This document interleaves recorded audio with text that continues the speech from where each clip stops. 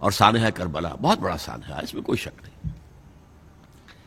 حضرت حسین کے صبر اور مثابرت اور استقلال اور شجاعت یہ مثالی ہیں تاریخ کے اندر۔ اپنے سامنے جو ہے اپنے ایک ایک کر کے چراغ گل ہو رہے ہیں، خاندان سارا ختم ہو رہا ہے، شیرخوار بچے شہید ہو رہے ہیں۔ وہ تو ایک بچہ بیمار تھا، حضرت علی بن حسین زین العابدین رحمت اللہ علیہ، وہ بچا ہے۔ بہرحال اس میں کوئی شک نہیں کہ تاریخ انسانی کے عظیم حوادث میں سے وہ ہے۔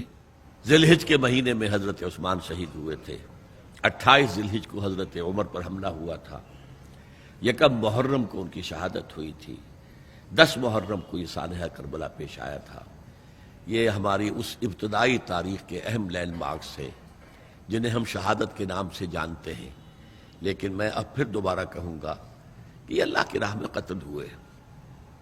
وَلَا تَقُولُوا لِمَنْ يُقْتَلُ فِي سَبِيلِ اللَّهِ أَمْوَاتٌ بَلْ أَحْيَاءٌ وَلَكِنْ لَا تَشْعُرُونَ وَلَا تَحْسَبَنَّ الَّذِينَ قُتِلُوا فِي سَبِيلِ اللَّهِ أَمْوَاتًا بَلْ أَحْيَاءٌ عِندَ رَبِّهِمْ يُرْزَقُونَ۔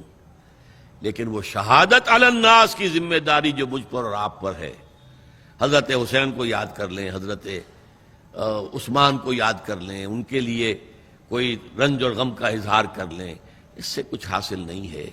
حاصل تو یہ ہے کہ شہادت علی الناس کی تیاری کیجئے، اپنی ذاتی زندگی میں آج سے گواہی دیجئے اللہ کے بندے ہونے کی، اپنے عمل میں، اپنے قول میں، اور کوشش کیجئے کہ مل جل کر اس ملک کے اندر وہ نظام برپا کرے کہ جو شہادت علی الناس دین حق کے ایک کامل نمونے کے طور پر دنیا پر حجت قائم کر دے کہ دیکھ لو اپنی آنکھوں سے، یہ ہے وہ دین حق جو محمد لے کر آئے تھے۔ اللہ تعالیٰ مجھے اور آپ کو اس کی توفیق عطا فرمائے۔